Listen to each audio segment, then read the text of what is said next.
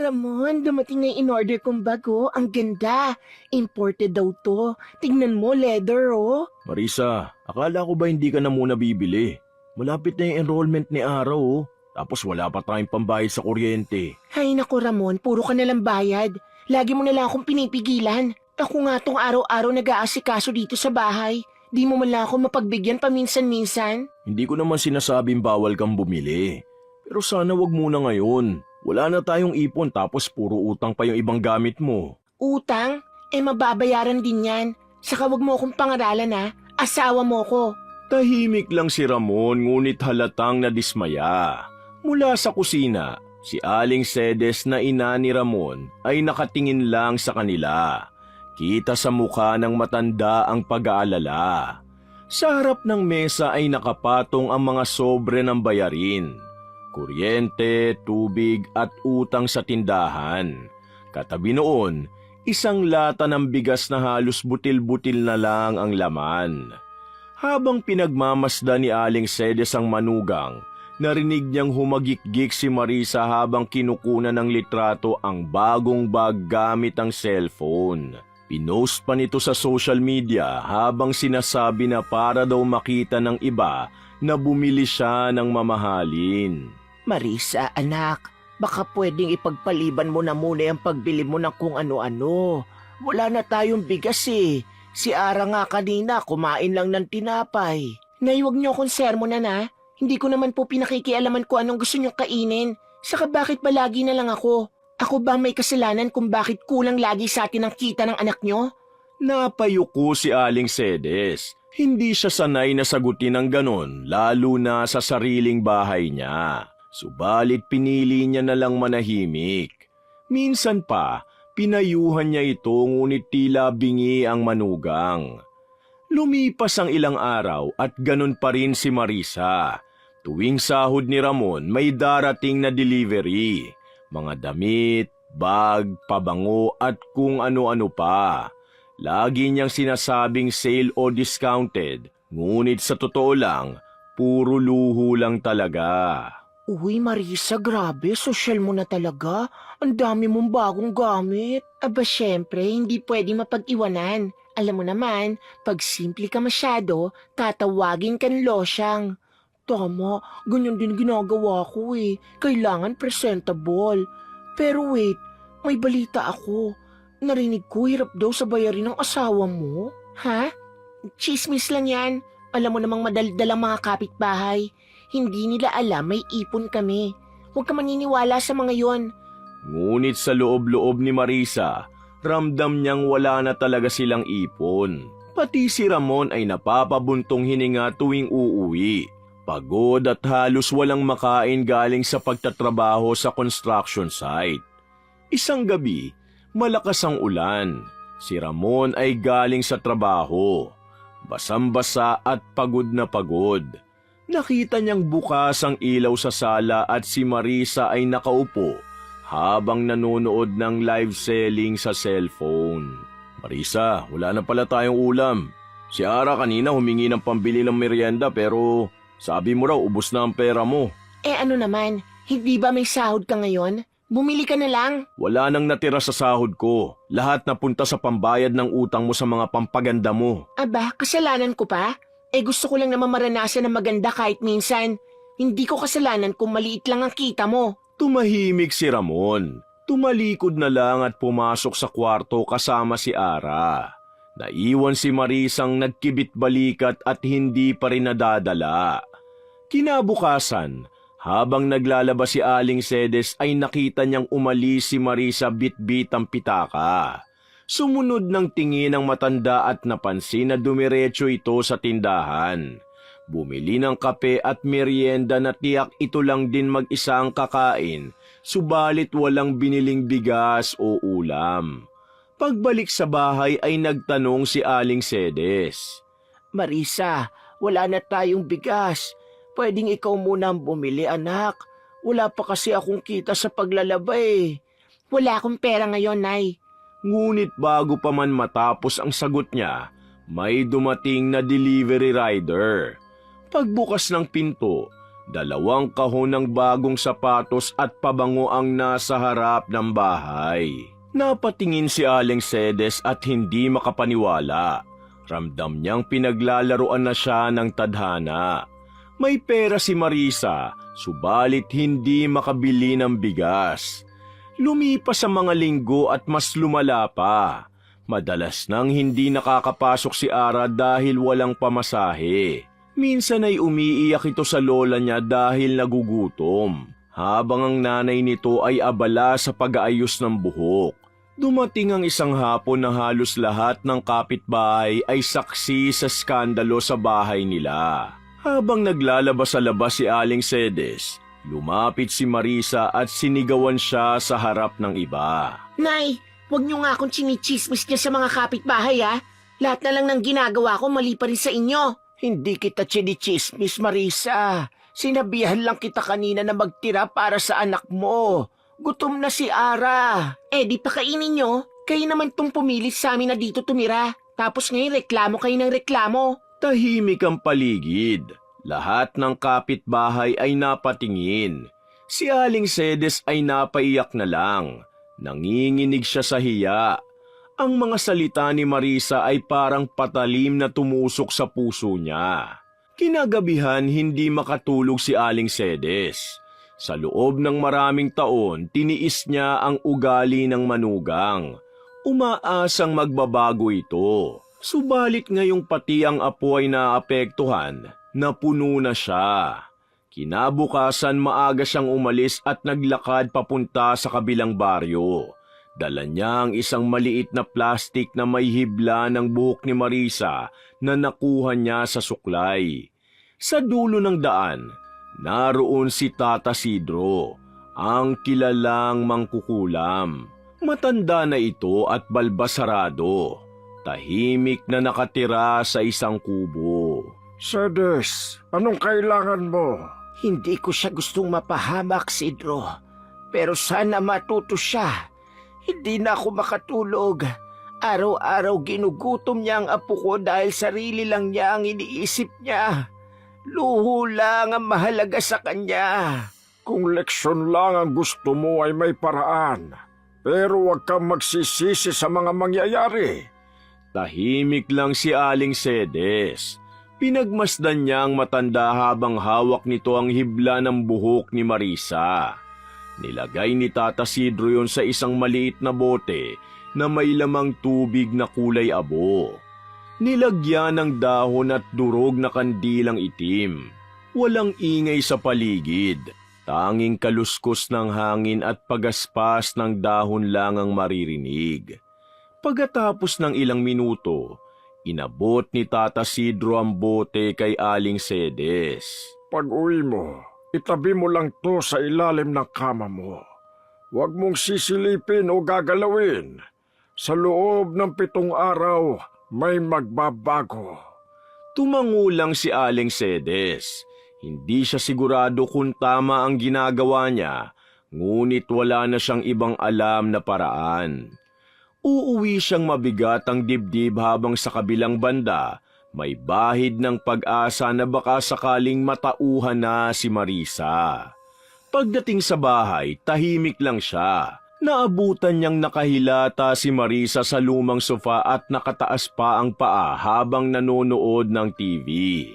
Sa tabi nito, ang anak niyang si Ara ay natutulog na walang kumot. Napabuntong hininga na lang siya. Tinakpan ng apo sa kadahan-dahang pumasok sa kwarto at inilagay sa ilalim ng kama ang bote galing kay Tata Sidro. Kinabukasan, maaga pa lang ay narinig na ni Aling Cedes si Marisa. Nay, ang kati ng balat ko!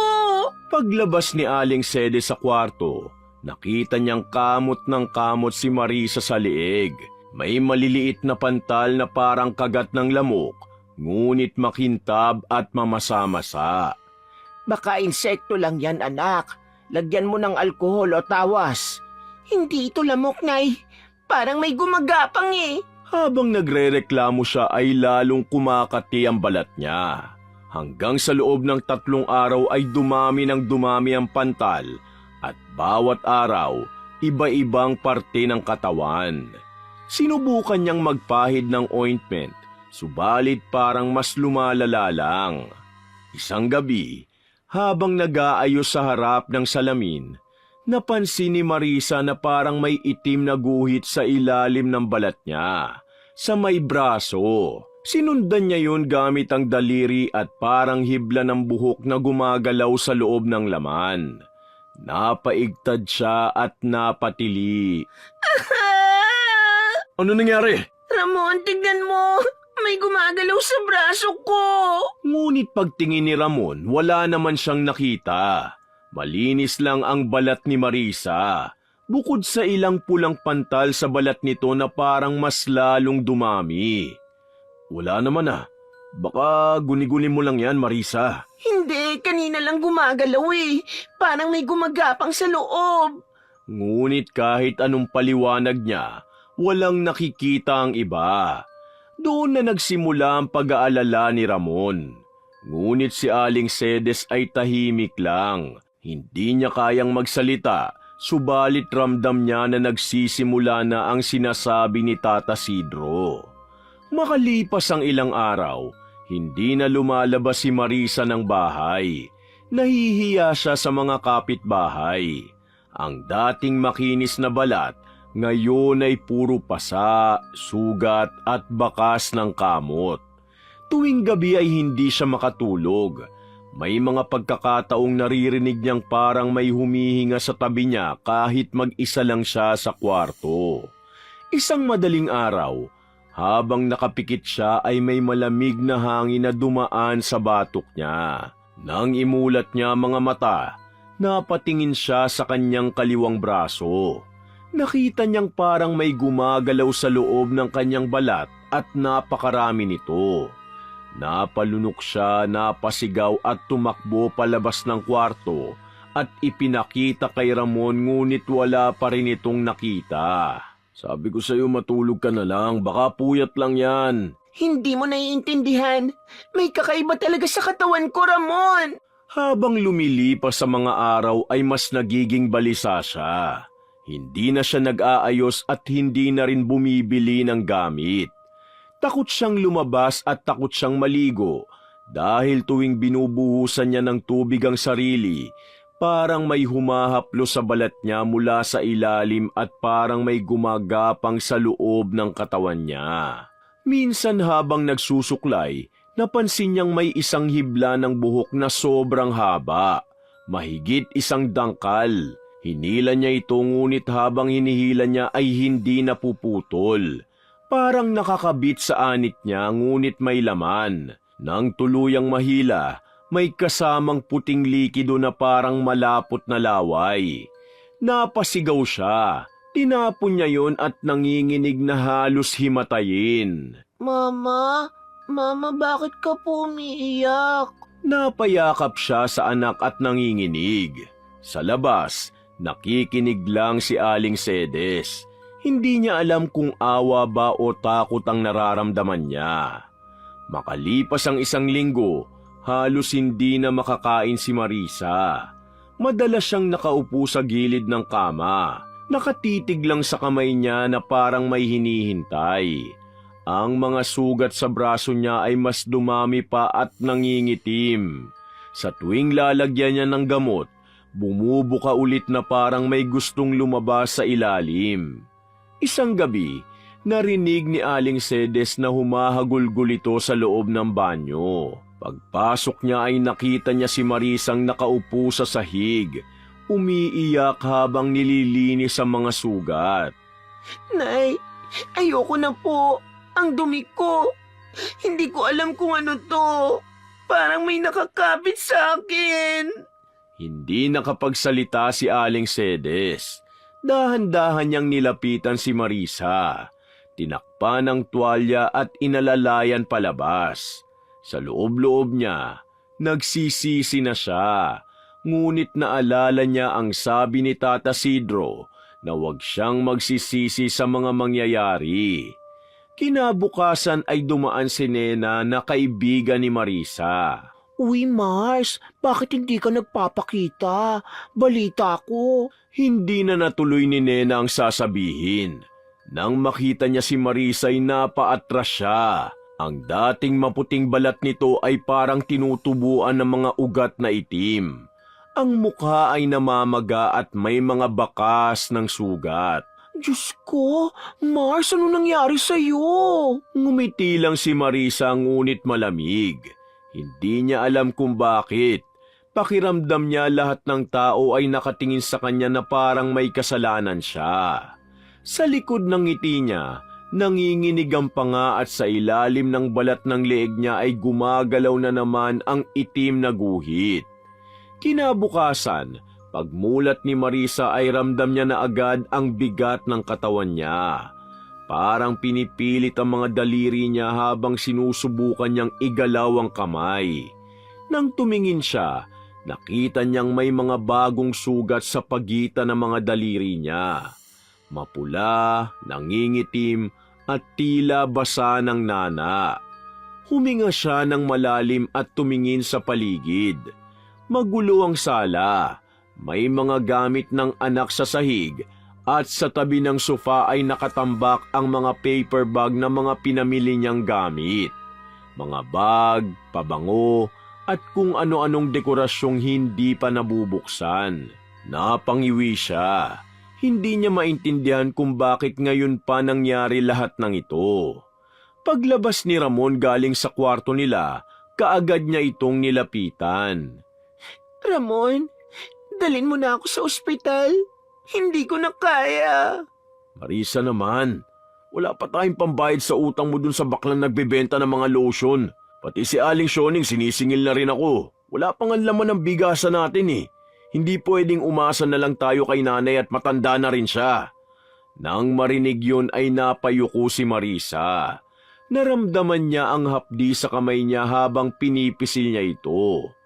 Bawat hawak ay parang tinutusok ng karayom.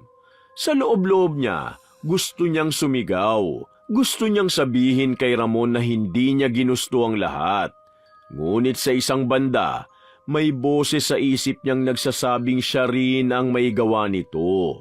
Na kung hindi siya bumili ng mga bagay na wala namang silbi, baka ngayon ay nadala pa siya sa ospital. Lumipas sa mga oras, lalo pang lumala ang pakiramdam niya. Ang mga sugat sa kamay ay parang may sariling buhay na tuwing gabi, nararamdaman niyang kumikirot at pumupuslit ang malapot na likido. Isang gabi, habang sinusubukan niyang magpahid ng alkohol, bigla siyang napasigaw. Aray! Napatakbo si Aling Sedes mula sa kusina. Pagtingin niya sa kamay ni Marisa, kita niyang nangingitim na ang paligid ng sugat nito na parang nasusunog. Anak, tama na. Huwag mong galawin. Hayaan mo na lang. Hindi na nakasagot si Marisa. Ramdam niya ang pamamanhid ng kanyang palad. Parang unti-unting nawawala ang pakiramdam sa balat niya. Kinabukasan habang nagluluto si Aling Sedes, narinig niyang bumagsak si Marisa sa banyo. Napasigaw si Ara. Lola, si Mama po!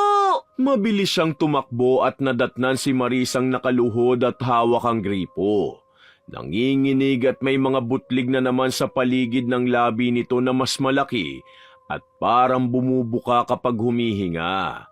Pinunasan ni Aling Sedes ang mukha ng manugang at inalalayan palabas. Hindi siya makapagsalita, ngunit sa loob-loob niya, nagsisimula ng manikip ang dibdib. Hindi na niya alam kung matutuwa pa ba siya dahil epektibo ang ginawa ni Tata Sidro o maaawa dahil sobra na ang dinaranas ng asawa ng anak niya. Pag-uwi ni Ramon mula sa trabaho, sinalubong siya ng katahimikan.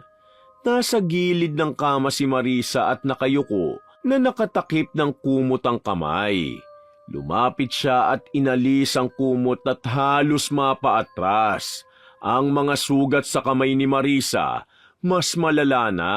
May mga paltos na pumuputok at ang balat sa pagitan ng daliri ay talagang namumula. Diyos ko, Marisa, ganito na kalala to? Bakit hindi mo sinabi sa akin kanina?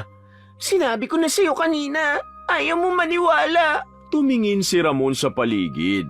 Wala silang pera at wala silang makain. Si Aray nakatulog na lang ng walang kinaing hapunan. Napaupo siya sa gilid ng kama habang hawak ang kanyang ulo. Anong gagawin ko? Paano na to? Tahimik lang si Marisa. Pinagmamasdan niya ang mga pinamiling gamit sa gilid ng kwarto. May mga sapatos pa siyang hindi nasusuot at mga pabangong hindi pa nabubuksan. Lahat ng pera nila'y naubos na. Hindi niya na alam kung ano pa ang gagawin. Kinabukasan, pinilit niyang tumayo para maglaba. Ngunit nang subukan niyang hawakan ng batya ay napasigaw siya sa sakit. Ang mga sugat niya ay muling bumuka at mula roon, lumabas ang kulay dilaw na nana na may amoy na parang bulok na karne. Nang makita yun ni Aling Sedes, napahawak siya sa kanyang dibdib. Gusto niyang tumakbo kay Tata Sidro para ipatigil ang kulam. Ngunit naalala niya ang bili nito na kailangan munang magbago ni Marisa. Nang sumunod na gabi, habang tahimik ang bahay ay narinig ni Ramon ang iyak ni Marisa mula sa kwarto. Tumakbo siya at nakita niyang nakaupo si Marisa sa sahig at may hawak na panyo na pinupunasan ang lumalabas na likido sa kamay niya. Marisa, tama na.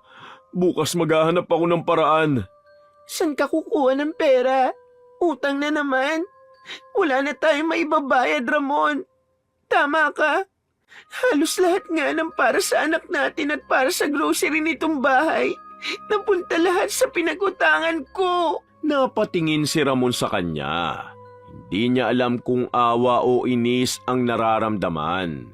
Hindi rin siya makapaniwala sa narinig mula sa asawa. Lumabas siya ng kwarto at iniwan si Marisa. Habang lumilipas ang mga araw, unti-unting nagbago ang amoy ng balat niya. Kahit bagong paligo, may halong amoy na parang pinaghalong usok at nabubulok na isda. Kapag tinatakpan niya ng tela ay lalong umaalingasaw. Maging si Ara ay hindi na lumalapit sa kanya. Lola, bakit po ang baho ni Mama? Hindi nakasagot si Aling Sedes. Tumingin lang siya kay Marisa na nakatalikod at nakaupo sa may lababo na pinipilit isuksok ang kamay sa ilalim ng gripo kahit masakit. Sa bawat patak ng tubig, parang may lumalabas na bula mula sa sugat. Gabi-gabi, umiiyak siya ng walang tunog. Hindi dahil natatakot, kundi dahil sa hiya. Naaalala niya ang mga pagkakataong minamaliit niya ang biyenan niya. Sinasagot kapag pinapayuhan siya nito. Naalala niya rin kung paano niya tinipid si Ara habang siya naman bumibili ng mga mamahaling gamit. Subalit sa kabila noon, hindi pa rin buo ang pagsisisi niya. Bahagyang pride pa rin ang natitira sa kanya. Isang umaga, sinubukan niyang takpan ng manipis na tela ang katawan niya at lumabas ng bahay. Pagdaan sa tindahan, napansin siya ng mga kapitbahay. Rinig niya ang bulungan ng mga ito na nagtataka sa nangyari sa kanya. Tinignan niya ang sarili sa salamin ng saradong tindahan at doon niya nakita kung gaano na siya nagbago. Namumula ang mga mata, may mga pasa sa pisngi at ang labi niya ay parang pumutok na lobo. May mga butlig sa gilid at tuwing ngingiti siya ay may pumuputok na parang sugat. Napatakip siya ng bibig at naglakad ng mabilis pa uwi. Sa loob ng bahay, tumingin siya sa anak. Si Aray nakatingin lang sa kanya na may halong takot at awa. Ara, halika anak. Ngunit umiling si Ara at naglakad papunta kay Aling Sedes. Doon na bumigay ang luha ni Marisa. Habang humahapdi ang mga kamay niya, dahan-dahan siyang naupo sa sahig at pinagmamasdan ng paligid. Ang mga dekorasyong pinamili niya noon ay puro alikabok na. Wala ng halaga. Bumagsak ang luha niya sa kamay niyang sugatan. Isang patak ng luha at parang may umusok mula sa balat niya na mahinang singaw. Subalit may amoy ng kandilang itim. Napasigaw siya ng mahina, sabay takip sa bibig. Sa may kusina, napatigil si Aling Sedes. Ramdam niya ang kilabot sa hangin. Alam niyang tuloy-tuloy pa ang sumpa at mas lalalim pa ito. Lumapit siya sa pinto ng kwarto ni Marisa. Nakita niya ang manugang na nakatalikod, nakaupo sa sahig at nakahawak sa sarili niyang mga kamay na parang may gustong alisin. Anak, Nay, bakit parang pinarurusahan ako? Hindi nakasagot si Aling Sedes. Sa labas, malakas ang hangin. Sa ilalim ng kama ay naroon pa rin ang maliit na bote na binigay ni Tata Sidro. Gumagalaw ang laman nito kahit walang humahawak. Nang sumunod na umaga ay tahimik ang bahay. Pumasok si Aling Sedes sa kwarto, dala ang mangkok ng lugaw. Naaamoy pa rin niya ang mapait at parang bulok na amoy na nagmumula sa balat ni Marisa. Nakaupo ito sa gilid ng kama, nakatalukbong ng kumot na mukha niya lang ang kita. At nakatingin lang ito sa sahig. Marisa anak, kumain ka muna. Kahit konting lugaw lang, baka sakaling lumakas ka. Salamat, Nay. Pero wala akong ganang kumain. Dahan-dahan niyang inabot ang mangkok, ngunit napangiwi siya ng dumikit ang kutsara sa sugat ng kanyang kamay. Napansin niyo ni Aling Sedes at siya nang nagsubo sa manugang. Tahimik lang si Marisa at halos hindi ngumunguya. Nay, baka parusa na po ito ng Panginoon. Lahat ng sinabi ko sa inyo noon, sa pang-aaway ko, sa pagsagot ko sa inyo, siguro ito na ang kabayaran. Hindi agad sumagot si Aling Sedes. Ramdam niya ang kirot sa dibdib habang pinagmamasda ng manugang. Ang dating maayos, mayabang at laging nakapulbos na babae, ngayon ay payat, maputla at halos hindi makatingin ng diretsyo. Anak, huwag mong sabihin yan. Baka naman sakit lang yan. Kaya nga sabi ko, ipa-check up natin kung kaya pa. Sinabi ko na kay Ramon kagabi, pero wala pa rin tayong pera, di ba? Lahat ng pinagkakautangan ko inaabangan ng sahod ni Ramon. Maghahanap daw siya ng paraan, anak. Kahit papano, may tiwala pa rin ako sa anak ko. Tumango si Marisa ngunit kita sa mukha niya ang pagod. Sa tabi ng kama, naroon pa rin ang mga paper bag at kahon ng mga pinamili niya. Nilapitan niya yon at isa-isang tinignan. Kinuha niya ang isang maliit na bag na may tatak na mamahalin. Binuksan niya ito at amoy bagong tela pa. Ngunit wala na siyang naramdaman. Dati ay halos kiligin siya kapag nakakabili ng ganito. Subalit ngayon ay parang basura na lang sa paningin niya. Isinilid niyang muli sa kahon at napabuntong hininga. Lahat to, Nay. Wala palang silbi. Lahat ng inutang ko, lahat ng pinagmamalaki ko. Ayan, puro sakit lang ang binigay sa akin dahil sa mga yan hindi ako madala sa ospital. Ang mahalaga, buhay ka pa anak. May panahon pa para magbago. Hindi alam ni Aling Sedes kung saan nanggagaling ang lakas ng loob niya na sabihin yun. Ngunit ramdam niyang unti-unti na siyang naaawa sa manugang. Sa likod ng galit at sama ng loob niya, may natitirang malasakit pa rin. Lalo na kapag naririnig niyang umiiyak si Ara gabi-gabi sa tabi ng ina. Lola, bakit po hindi gumagaling si Mama? Gagaling din yan, Apo. Magdasal tayo, ha? Kinagabihan, dumating si Ramon. Pawis na pawis, amoy alikabok at halatang pagod mula sa trabaho. May dala siyang maliit na supot na may lamang gamot at tinapay. Nay, may nakausap akong kasamahan ko sa trabaho. May kamag-anak daw siyang nurse sa munisipyo. Baka pwede tayong makiusap na matingnan si Marisa.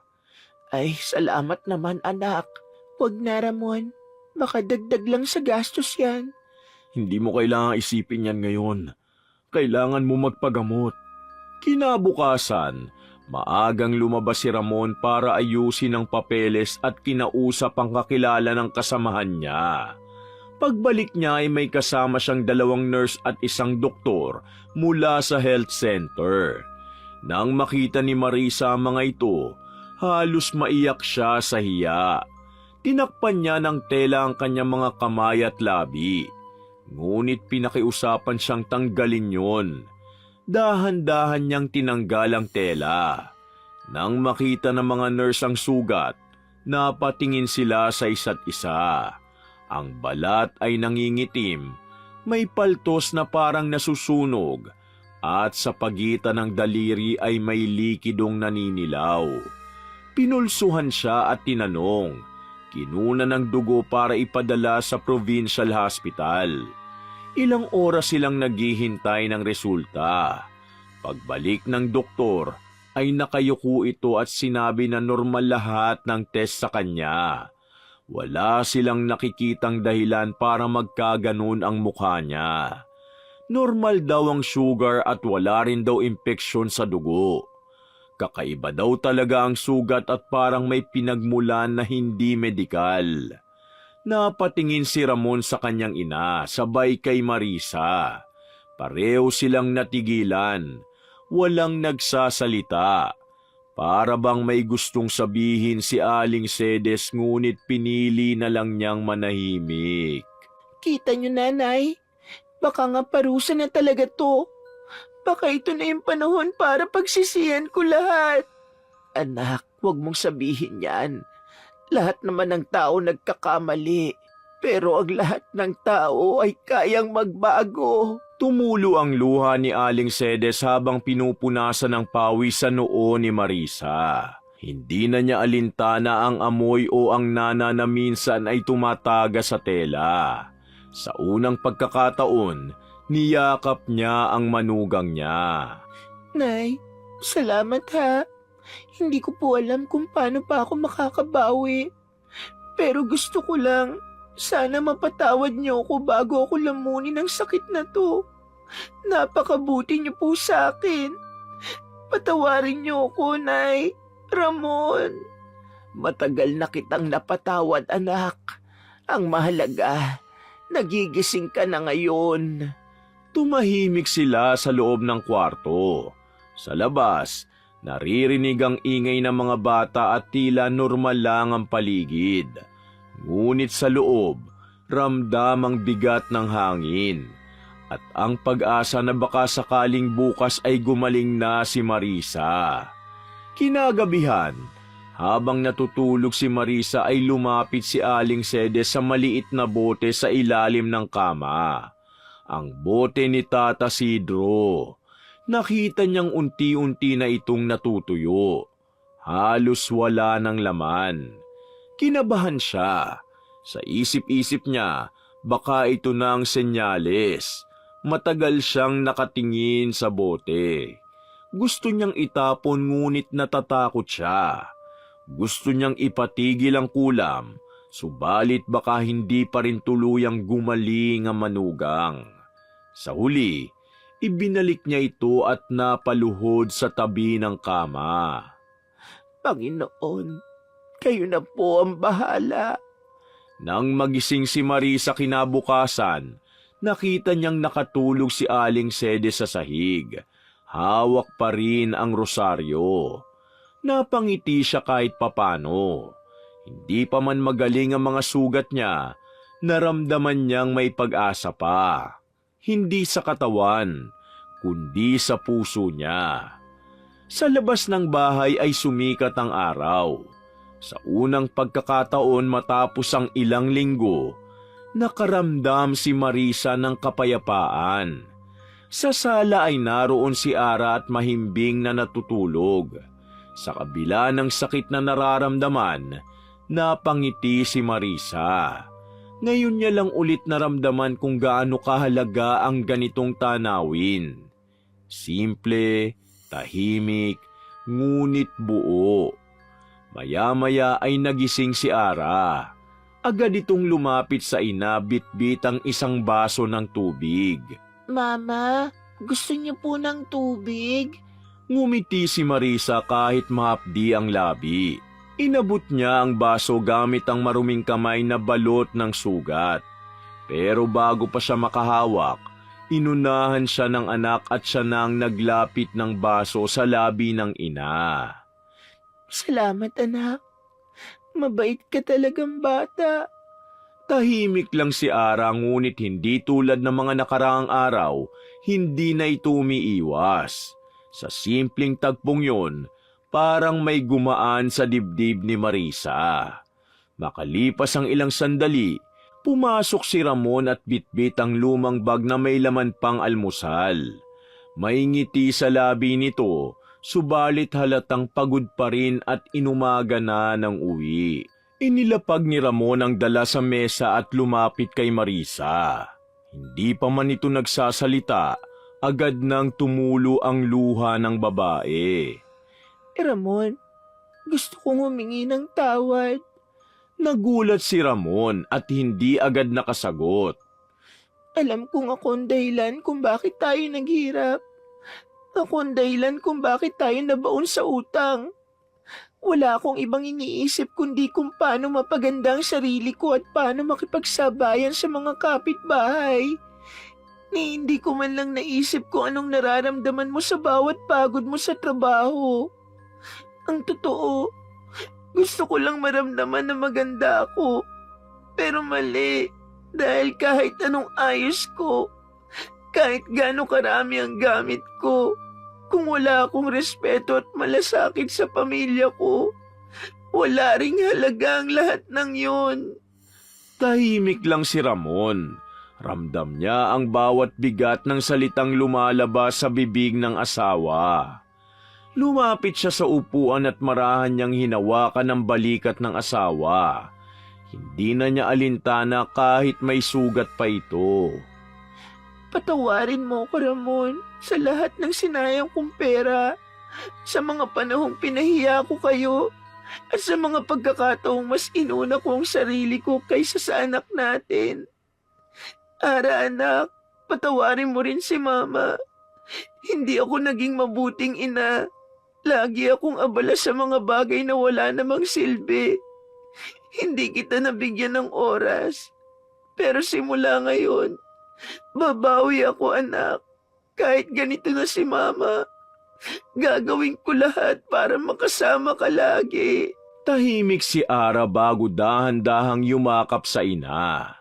Sa unang pagkakataon, hindi natakot sa mga sugat niya. Lumipas ang maghapon na yon ng may kakaibang katahimikan. Wala nang ingay ng sigawan at walang reklamo. Si Ramon ay naglilinis sa labas, si Ara ay gumagawa ng assignment sa tabi ng kama, at si Marisa ay nakatingin lang sa kanila na parang pinagmamasdan ng isang bagay na dati hindi niya napapansin. Ang kapayapaan. Pagsapit ng gabi, bago matulog ay kinuha ni Marisa ang mga gamit na dati niyang pinagmamalaki. Isa-isa niyang inilabas ang mga bag, pabango at alahas. Inilagay niya ito sa isang kahon at itinabi sa ilalim ng kama. Wala na kayong halaga ngayon. Pamilya ko na ang mahalaga sa lahat. Kinabukasan, nagising si Aling Sedes sa mahinang tawag ni Marisa. Nay, tingnan niyo po ito. Paglapit niya, nakita niyang parang natutuyo ang mga sugat sa kamay ni Marisa. Hindi na ito namamasa, hindi na rin nangangamoy. Sa halip, parang natatakpan ng bagong balat at sa pagitan ng daliri ay unti-unti nang nagiging normal ang kulay. Diyos ko, anak, parang gumagaling ka na. Napaluha si Marisa. Ngunit ngayon, Ibang luha na yun. Luha ng pasasalamat. Baka narinig ng Diyos sa mga dasal niyo, Nay. O baka dahil natutunan mo na rin kung ano ang dapat mong itama. Marisa, yung labi mo. Wala na yung mga butlig. Hinaplos ni Marisa ang paligid ng bibig niya at napangiti. Wala na nga ngapdi, ang kati at ang mga sugat na dati ay parang hindi na mawawala. Alam kong isa itong himala, Ramon. Niyakap niya si Ramon at si Ara ay sumama rin sa yakap. Sa unang pagkakataon, matapos ang mahabang panahon, buo na ulit ang pamilya. Lumipas ang 3 araw at tuluyan ng gumaling si Marisa. Ang dating balat na puno ng sugat ay unti-unting bumalik na sa dati. Ang labi niyang punit ay muling naging makinis. Ngunit higit sa lahat, nagbago ang kanyang puso. Hindi na siya nag-ayos ng labis at hindi na siya namimili ng kung ano-ano. Sa halip, araw-araw ay tinutulungan niya si Aling Sede sa bahay. Nagluluto para kay Ramon at inaasikaso si Ara. Minsan habang kumakain silang 3 sa mesa, natawa si Ramon. Ang sarap ng luto mo ngayon ah. Hindi ko na maalala kung kailan huling beses kang nagluto. Kaya nga, dapat masanay na kayo. Ako na lagi ang magluluto para hindi na mapagod si nanay.